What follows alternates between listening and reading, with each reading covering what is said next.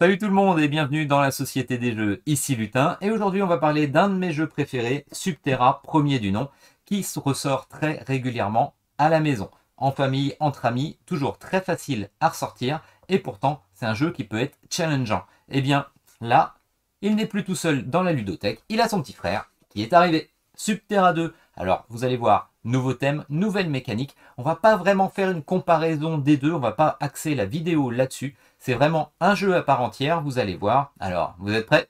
C'est parti!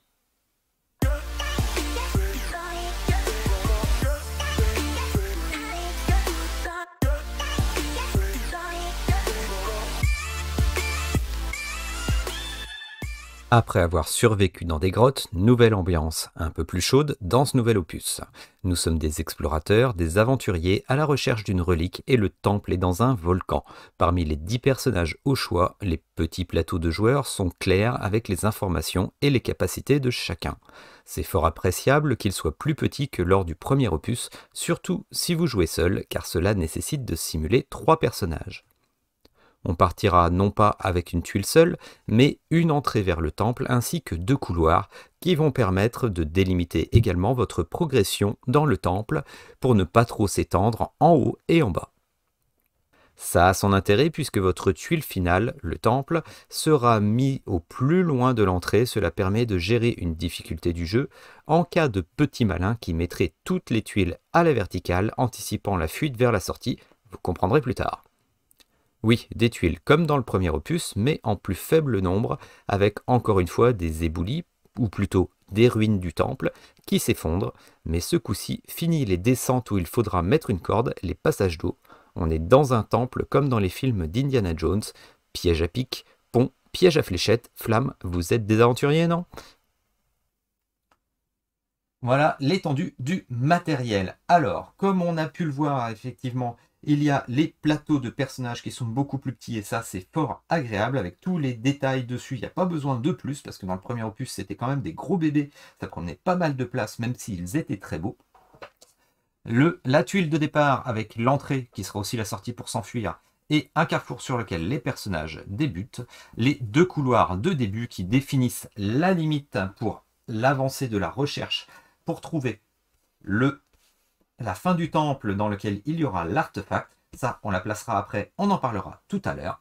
Qu'est-ce que nous avons donc? Nous avons le fameux médaillon qui définit, qui rappelle un petit résumé du tour de jeu. Nous avons également la piste temporelle sur laquelle on reviendra tout à l'heure pour un événement, l'éruption du volcan. Nous avons les petits jetons et les petits gardiens qui nous attendent, les petites clés pour ouvrir la salle du trésor, enfin pour faire apparaître l'artefact plutôt. Le livret de règles qui est pas mal fait, ça, il n'y a rien à dire, c'est comme dans le premier opus, le livret de règles, il n'y a rien à rajouter.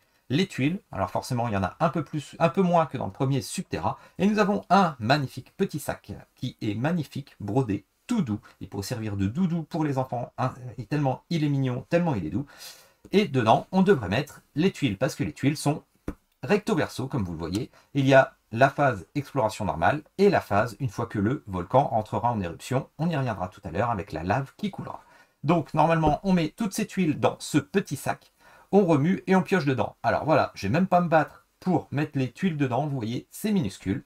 Pourtant, j'ai des petites mains, mais mettre toutes ces tuiles là-dedans pour qu'en plus ce soit mélangé et que j'aille piocher, désolé petit sac, tu es magnifique, tu me serviras à mettre les pions à la fin pour ranger tout ça, parce que pour l'instant, tu me sers à rien, tu es trop petit. Voilà, c'est dommage, c'est le seul grief que j'ai contre le jeu. Je pense que tout le monde sera d'accord avec ça. Le petit sac, il est ridiculement petit. Donc moi, je brasse tout, je ne regarde pas, et je me mets une pioche tout simplement dans la boîte. J'irai piocher au fur et à mesure sans regarder. Voilà, donc les petits tours d'action des personnages. Alors les actions n'ont pas vraiment changé par rapport au premier opus. Nous avons chacun une petite règle avec les actions possibles, des actions qui utilisent un point d'action ou des actions qui utilisent 2 points d'action. Nous avons un gros changement, c'est se dépasser. Parce que dans ce jeu, oui, nous avons chacun 2 points d'action possibles pour faire des actions. Mais parfois, il y a certaines actions qui nous demanderont, par exemple pour le prêtre, ce sont des actions à 3 points d'action. Comment on fait? On peut se dépasser. Comme dans Subterra 1, on peut avoir un point d'action supplémentaire qui permettra de faire soit une action supplémentaire à une action, soit faire une action qui demande 3 points d'action. Et bien tout simplement, on utilisera un point de vie dans Subterra 2. Oui, dans Subterra 1, on lançait un dé pour savoir si l'action se dépassait faisait qu'on se faisait des dégâts, qu'on perdait un point de vie. Et bien tout simplement, dans Subterra 2, on perd automatiquement un point de vie pour faire une action avec un 3e point d'action.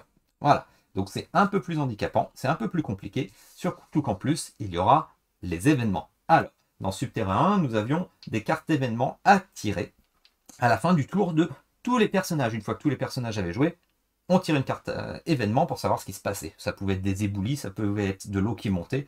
Voilà, ça changeait. Là, à la fin de chaque tour de chaque joueur, on va lancer un dé qui définira des événements. Alors, les événements, ça peut être des flammes, il y a des tuiles avec des flammes, donc ça fera des dégâts aux personnages qui sont dessus. Ça pourra faire apparaître ces petits gardes qui sont là pour protéger l'artefact, donc ils apparaîtront à des points particuliers, des tuiles particulières comme ceci, ou comme dans le couloir de base directement. Et oui, dans le couloir de base, il y a déjà ces symboles, donc on peut avoir des gardes dès le début. C'est ça qui change aussi beaucoup par rapport au premier Subterra. Il y a beaucoup de combats et beaucoup de choses avec les gardes par rapport aux monstres dans le premier opus. Mais je vous rassure, on pourra faire des choses contre les gardes. Autant dans le premier opus, il n'y avait qu'un seul personnage qui pouvait frapper les ennemis. Là, tous les personnages peuvent faire une action de combat pour un point d'action pour frapper un garde. Il y a quoi d'autre? Eh bien, il y a un événement qui déclenchera des pièges. Nous avons un événement qui fera bouger les gardes de 1. Nous avons un événement qui est... Ah oui, si vous êtes dépassé, rappelez-vous, je viens de vous parler de se dépasser pour avoir un 3e point d'action. Vous perdez un point de vie. Si en plus vous êtes dépassé, vous faites cet événement, eh bien vous perdez encore un point de vie. Et oui, c'est se dépasser dans cette version du jeu, il faut vraiment y réfléchir avant de le faire, c'est très punitif. Cette action ici, cet événement, c'est simplement des éboulis qui pourront tomber. Rappelez-vous, il y avait dans le premier Subterra également des éboulis avec un dé dedans. Et bien là, petite modification, dès qu'on tire cette tuile, il y aura tout de suite des éboulis. On y reviendra tout à l'heure, mais on peut en plus avoir l'événement qui fait qu'il y aura encore des éboulis sur d'autres tuiles ou retomber sur cette tuile-là. Donc voilà. Donc je crois que j'ai fait le tour des événements possibles. Donc changement pour les événements. Donc qu'est-ce qu'il y a d'autre? Eh bien notre piste temporelle, et on revient tout de suite. Maintenant dessus, on l'explique en voix off. Le temps à gérer ainsi que la difficulté sera dépendante d'une piste simulée sur un volcan. Chaque fin de tour d'un joueur, vous avancerez sur cette piste et vous vous doutez qu'à la fin, un événement viendra réchauffer l'ambiance. Alors rapidement, on va voir un petit tour de jeu pour voir un petit peu.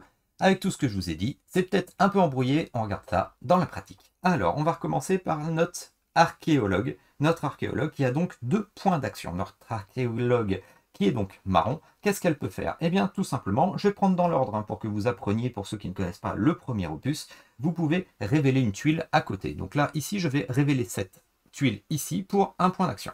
Bon, un couloir, je décide de le mettre comme je veux, du moment qu'il y a une liaison avec la tuile précédente. Bon, je vais le mettre comme ceci, et on va essayer de se déplacer par là pour essayer d'aller un peu dans la longueur, pour ne pas dépasser nos limites, que je vous rappelle, comme tout à l'heure on en a parlé. Maintenant que j'ai révélé, je peux me déplacer, c'est mon 2e point d'action, j'ai fini mon tour. Je pourrais très bien me dépasser pour avoir une 3e action, pour avoir un 3e point d'action, mais ça me vaudrait de perdre un point de vie, j'ai pas forcément envie de le faire tout de suite, c'est pas prioritaire. Voilà, j'ai fait mon tour de jeu, je lance, c'est écrit ici, je lance mon dé. Mon dé, voilà, j'aurais activé un piège s'il y en avait eu un sous moi ou autour de moi. Ce n'est pas le cas. Voilà, c'est ton tour du prêtre. Le prêtre, qu'est-ce qu'il va faire? Eh bien, il va se déplacer, une action, et il va faire quelque chose d'autre qui est explorer pour une action. Alors, explorer, c'est qu'en fait, on va aller sur une tuile qu'on ne connaît pas encore. Donc, s'il y a un piège, on va se le prendre dans les fesses. Qu'est-ce que l'on a? Alors, j'ai brassé, hein, c'est pas prévu. Donc, on tombe sur un emplacement où il y a les clés, les fameuses clés. Donc, voilà, on le met ici. Et je peux très bien, du coup, je vais vous montrer comment ça fonctionne pour se dépasser. J'ai fait un déplacement, je fais ici une exploration, et maintenant je vais me dépasser pour faire une 3e action, je perds un point de vie, pour utiliser une action qui qu'un seul point, c'est manier un objet et je récupère une clé. Alors je récupère la clé. Il y a 3 clés à trouver pour débloquer l'artefact. Eh bien, il faudra que chacun ait une clé, vu qu'on a 3 personnages ici, car chaque personne ne peut porter qu'un seul objet. Donc voilà, il va falloir jouer en coopération pour amener tous les 3 une clé, parce que si on en a un qui meurt tout de suite et qu'on ne va pas le sauver, il va falloir faire des allers-retours peut-être pour aller chercher une autre clé. Donc bon, jouer en coopératif, c'est très bien dans ce jeu, c'est peut-être un peu plus poussé que dans le premier opus, où chacun pouvait aller un peu de son côté. Là, on a vraiment un objectif commun qui est beaucoup plus flagrant, on joue beaucoup plus en coopératif. Alors voilà, j'ai fait 2 actions, j'ai dépensé un point de vie pour me dépasser pour faire une 3e action, je lance mon dé, hop, et s'il y avait un garde, il pourrait se déplacer. Ce n'est pas le cas. Maintenant, la combattante chevronnée, elle va jouer elle aussi. Qu'est-ce que l'on n'a pas vu tout à l'heure? On a parlé de révéler, se déplacer, explorer, manier un objet. On n'a pas parlé de se soigner. Donc là, il n'y a pas besoin, mais mon prêtre, par exemple, tout à l'heure, s'il veut regagner un point de vie, il suffit qu'il utilise un point d'action. Bon, on ne va pas en parler. De même, s'il y avait un garde, on va parler de ça avec ma combattante chevronnée. Si ma combattante chevronnée voulait taper le garde pour qu'il disparaisse, eh bien tout simplement, pour un point d'action, je pourrais lancer le dé. Si je fais 4, 5, 6, je tape le garde qui disparaît. Si je fais un 2, 3, je rate mon attaque. Bon, petite particularité sur la combattante chevronnée, c'est que son premier pouvoir, c'est anéantir. Pour un point d'action, elle anéantit sans lancer les dés. Donc voilà. Mais ça, c'était pour la petite explication, je ne vais pas le faire. Donc, elle a 2 points d'action, je vais me déplacer, et moi aussi je vais explorer. Voilà, j'explore. Sur quoi je tombe? Ouh, une tuile enflammée. Ouh, donc, si dans mon événement, je lance et je tombe sur la flamme, je vais perdre un point de vie. Eh bien non, c'est l'apparition d'un garde. Donc, l'apparition d'un garde au plus proche du personnage qui vient de déclencher cet événement. Voilà, je viens de faire les tours de mes 3 personnages. C'était ici, c'était la première phase. La deuxième phase, eh bien, les gardes ont 2 actions. Une action, 2 actions. Ils se déplacent vers le personnage le plus proche. Ensuite, il y aurait la piste temporelle. La piste temporelle, vous voyez, il y a un petit volcan. Donc sur la piste temporelle, je me déplace de 1 et ainsi de suite pour aller jusqu'à l'événement d'éruption. Ça, on reviendra dessus tout à l'heure pour l'exemple. Et je continue, je recommence. Mon archéologue qui était ici, eh bien, elle va révéler. Elle révèle quoi? Elle révèle un piège. Elle ne va pas dessus. Si elle va aller dessus, allez, elle va aller dessus. Hop là. Et contrairement aux pièges à pic, les pièges à fléchettes, quand on va dessus, de toute façon, ne se déclenchent pas tout de suite. Je vais lancer mon dé. Je ne me suis pas dépassé, je ne vais pas perdre 2 points de vie. Le prêtre, à son tour, il peut faire une action dont je n'ai pas encore parlé, une action qui prend 2 points d'action. Il peut courir pour courir 3 tuiles. 1, 2, 3. Voilà, il va lancer son événement. Hop, ça déclenche les pièges qui sont autour de lui ou sous lui. Pas de bol, il y avait un piège à fléchette. Donc, ça fait perdre un point de vie à mon archéologue. Hop, et un point de vie au prêtre. Tout simplement. La combattante chevronnée, comme je vous ai dit tout à l'heure, elle peut très bien... Hop, qu'est-ce qu'elle fait là d'ailleurs? Je l'ai fait se déplacer alors qu'il y avait un garde dessus? Non, le garde est arrivé après, pardon, excusez-moi, parce que j'ai oublié de parler tout à l'heure que si vous avez un garde sur votre tuile, si vous fuyez en vous déplaçant, vous perdez un point de vie par garde qui était dans la tuile avec vous. Mais non, le garde est apparu tout à l'heure. C'est vrai que je l'avais fait apparaître pour l'exemple, mais ce n'était pas le cas. Donc la combattante chevronnée, eh bien pour vous montrer un combat, voilà, elle va se déplacer de 1. Et qu'est-ce qu'elle va faire? Elle va faire anéantir pour un autre point d'action, vu que pour elle, elle n'a pas besoin de lancer le dé. Allez, comme ça, il ne nous courra pas après. On va pouvoir continuer dans de bonnes conditions. Et je lance mon événement. Les flammes, eh bien ça tombe bien, je ne suis pas au-dessus, donc je ne perds pas de points de vie. Ça se déclencherait pour toutes les tuiles sur lesquelles il y a des flammes. Et voilà, tout simplement, c'était des tours de jeu. Maintenant, je fais se déplacer les gardes, il n'y a plus de garde, et j'active sur ma piste temporelle, j'avance d'un volcan.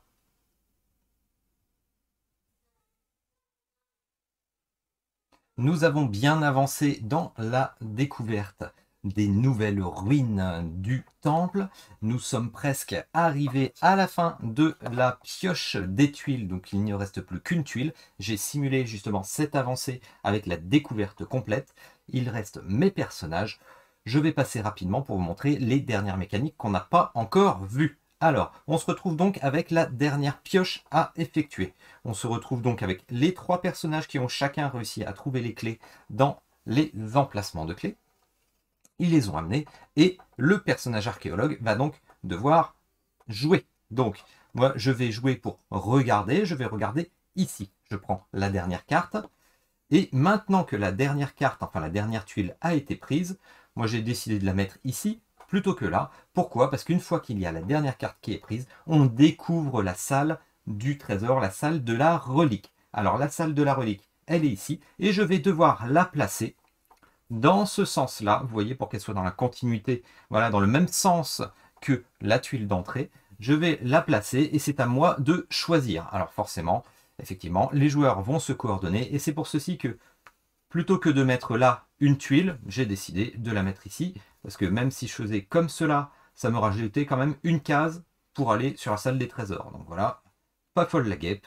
J'ai vu qu'il restait une seule tuile, je vous l'explique et je mets la tuile ici. Comment ça va se passer maintenant? Mon joueur vient de faire une action. La prochaine action, il pourrait aller ici. On continuerait de jouer en lançant un des événements. Là, un garde devrait avancer. Je n'ai pas remis de garde. Et ainsi de suite pour que les joueurs jouent chacun à leur tour. Pour le moment, rien n'a changé. Alors, je vais simuler qu'ils sont déjà tous arrivés là. Parce que comment ça se passe? Eh bien, simplement la relique. Comment elle va apparaître? Elle va apparaître une fois que tout le monde aura fait une action pour poser les clés. Les clés vont déverrouiller cette relique. Donc forcément, chacun à son tour va déposer la clé et va attendre. Une fois que les 3 clés sont ici, la relique va apparaître. Un personnage pourra aller la chercher, la relique. On va dire que c'est le prêtre, par exemple. Il la prend ici. Il le prend et c'est dans son sac à dos. À partir de cet instant, on va déclencher un nouvel événement qui est la malédiction qui existait sur cette relique. À partir de l'instant où la relique est récupérée, on retourne le médaillon du chef d'expédition. Et là, on voit que les actions vont légèrement changer dans leur déroulement. Les personnages vont continuer d'avoir 2 actions plus potentiellement une action en se dépassant. Au lieu de lancer un dé, ils lanceront 2 dés à la fin de chacun de leur tour. À nouveau, les gardes vont avoir 2 actions.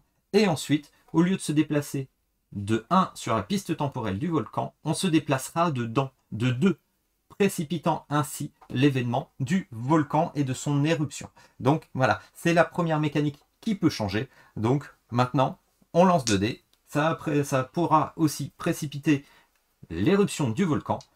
Et là, on n'est pas sorti de l'auberge ni du volcan. Donc maintenant, il va falloir fuir avec la relique. Bon, alors, imaginons que le prêtre vient de jouer et vient de récupérer la relique. Ça déclenche l'action. Alors, on va dire que j'étais là, hein, voilà. Je lance les 2 dés d'événement. Alors, les gardes qui devraient bouger, il n'y a pas de garde. On va lancer le dé. Hop, le 1, le 1, le 1, le 1. Il est où le 1? Pour qu'on fasse tomber, voilà, des ruines ici. Le prêtre vient de jouer. Ensuite, ce sera à la combattante chevronnée, mais avant, j'avance de 2 et non pas de 1 sur la case, sur la piste temporelle. Ainsi de suite, la combattante chevronnée va devoir bouger, donc elle va bouger, elle va faire 1, 2. Voilà, elle va se mettre ici, elle va essayer de protéger peut-être un peu les autres s'il y a des choses qui arrivent. Bon, elle s'est mise sur un endroit où il y aura des flammes, donc peut-être que ce sera un peu gênant pour elle. Elle lance la piste de CD, voilà, elle perd 1 point de dégâts, 1 point de santé, car justement, il y a des flammes. Elle ne s'était pas dépassée, elle ne prend pas de points de dégâts supplémentaires. Et sur la piste temporelle, on arrive ici sur le 1. Alors, autre événement qui pourrait se passer, c'est qu'on arrive justement sur le 0. Alors, j'en ai pas encore parlé. Comment ça se passe? C'est la fameuse éruption. Dès qu'on arrive sur le 0, on continue les tours normalement. Mais dès que quelqu'un va lancer ses dés et aura le symbole de feu, au lieu d'avoir le symbole de feu qui uniquement donnera 1 point de dégâts aux gens qui sont sur une tuile en feu, eh bien tout simplement, il y aura aussi ce nouvel événement, vous voyez, c'est écrit, l'éruption du volcan. Alors, je vais avancer un peu mes personnages, parce que normalement, il aurait fallu fuir avant. Éruption du volcan.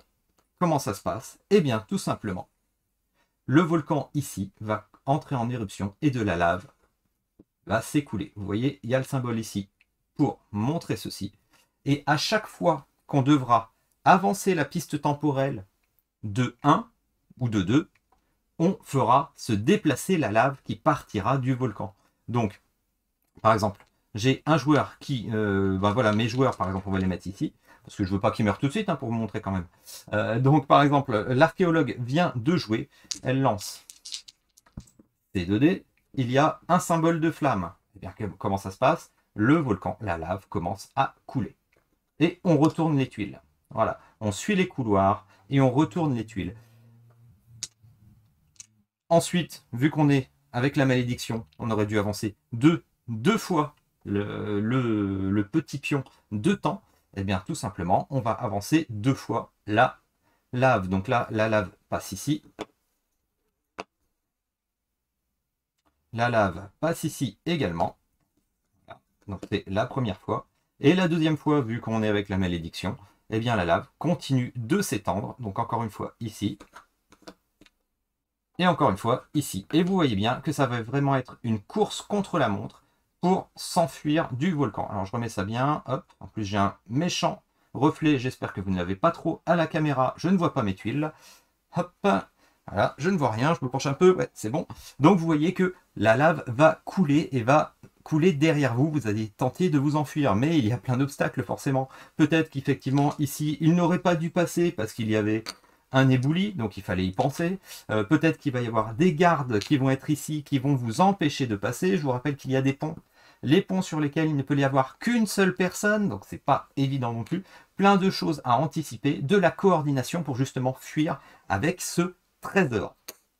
Donc, beaucoup plus coopératif, je trouve, que dans le premier opus, justement, pour essayer de couvrir le porteur de l'objet, pour réussir à s'enfuir, quitte à parfois se sacrifier, pour qu'au moins le porteur de l'objet sorte, puisse s'en sortir, qu'on gagne la partie ensemble.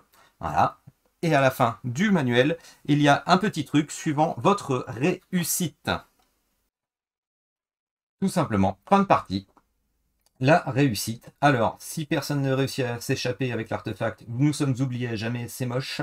3 explorateurs n'ont pas survécu, nous n'avons qu'une médaille de bronze. 2 explorateurs n'ont pas survécu, argent. Un explorateur a survécu, or. Et tous les explorateurs ont survécu, légendaire. Donc voilà, c'est un petit but final dans le petit livret de règles qui est pas mal fait. Hein. Comme dans le premier opus, il n'y a rien à redire dessus. Donc voilà, c'était les règles basiques de Subterra, un peu rapidement. Pour moi, c'est du tout bon ce nouvel opus, incomparable au précédent après avoir arpenté ces couloirs sous le volcan.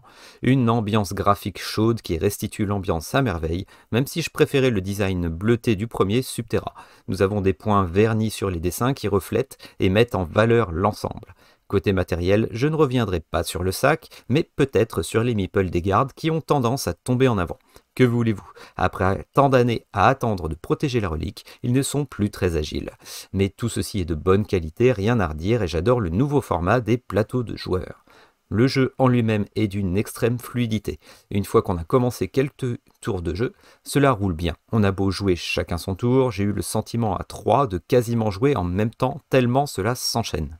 Les mécaniques de l'éruption, les gardes, tout est logique et bien trouvé pour restituer une vraie aventure d'explorateur. Alors non, je ne dirais pas que cet opus est meilleur ou moins bon que le précédent, ils se valent totalement et auront une place de choix dans ma ludothèque.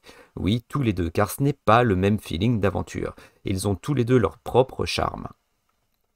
Je dirais que Subterra 2 est peut-être plus challengeant, demandant à réfléchir à la fuite vers la sortie en construisant notre progression. Il demande aussi plus de coopération, je trouve, et là c'est un excellent point pour ceux qui avaient des joueurs se permettant de faire du solo dans les cavernes, telle une course vers la sortie, s'en fichant des autres dans le premier Subterra. Là, on est en équipe, on est obligé de se serrer les coudes. Alors, Subterra 1 ou Subterra 2, lequel allez-vous garder dans votre ludothèque? Moi, j'ai les deux et je vais vous dire que c'est pas forcément pour le même public. Parce que celui-là, je vais réussir à beaucoup plus à l'adapter en famille. Je joue actuellement avec un tout petit garçon. Il m'avait vu poser les tuiles. Bon, bah, il adore. Il a que 5 ans et malgré tout, il joue à Subterra. Tout simplement, on met pas les monstres. Ça suffit largement. On l'aide un petit peu. Il adore ça. Je trouve qu'il est beaucoup plus facile, Subterra 1, à adapter suivant le public, que ce soit pour des jeunes ou même pour un public qui n'est pas forcément expert. Par contre, celui-ci, Subterra 2, je trouve qu'il est un petit peu un cran au-dessus parce qu'il va falloir faire beaucoup plus de jeux d'équipe, je trouve. On va vraiment dépendre beaucoup plus les uns des autres. Malgré tout, c'est un thème qui attire beaucoup plus de monde, je trouve, qui est beaucoup plus grand public avec un jeu à la Indiana Jones. Alors, à vous de vous faire une idée. Dites-moi ce que vous en pensez, lequel vous attire le plus.